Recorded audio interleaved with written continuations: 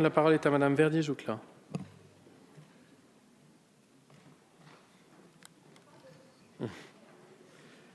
Vous avez la parole, Madame.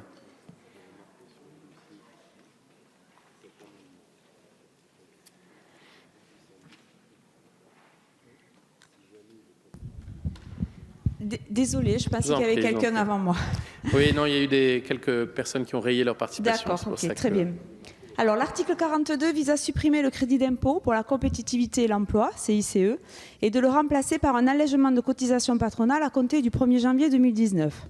Cet allègement, instauré dans le projet de loi de financement de la sécurité sociale pour 2018, consistera à réduire de façon pérenne les cotisations patronales de 6 points sur les salaires inférieurs à 2,5 fois le SMIC, complété par un allègement renforcé de 3,9 points au niveau du SMIC.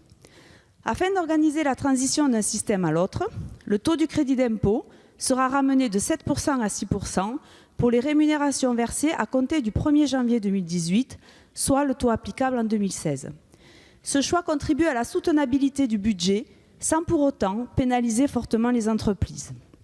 Cette mesure permettra d'accroître leur soutien concrètement en rendant immédiate, sous forme d'exonération, une aide qui est aujourd'hui différée car perçue au cours de l'année suivant celle où les salaires sont versés. Elle améliorera ainsi la trésorerie des entreprises, en maximisant son effet sur l'emploi grâce à une amplification des allègements sur les bas salaires, en facilitant les démarches des employeurs qui seront ainsi délivrés des formalités déclaratives spécifiques au CICE et enfin en étendant son champ à l'ensemble des employeurs, au-delà des seuls redevables de l'impôt sur les sociétés ou de l'impôt sur le revenu. C'est une réunification du coût de travail pour tous, entreprises, employeurs particuliers ou encore associations. Une réforme claire avec une articulation qui permet aux entreprises de ne pas avoir d'année blanche au cours de laquelle elles ne bénéficieraient d'aucun allègement du coût du travail. Comme le Premier ministre a eu l'occasion de le rappeler, les entreprises bénéficieront d'un gain en trésorerie de l'ordre de 21 milliards d'euros en 2019.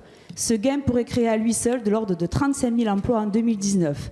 Car ne nous trompons pas de débat, tout ce que nous faisons aujourd'hui avec ces mesures nous ramène systématiquement vers l'objectif avec un grand O, la création de l'emploi. Merci Madame. La parole est à Monsieur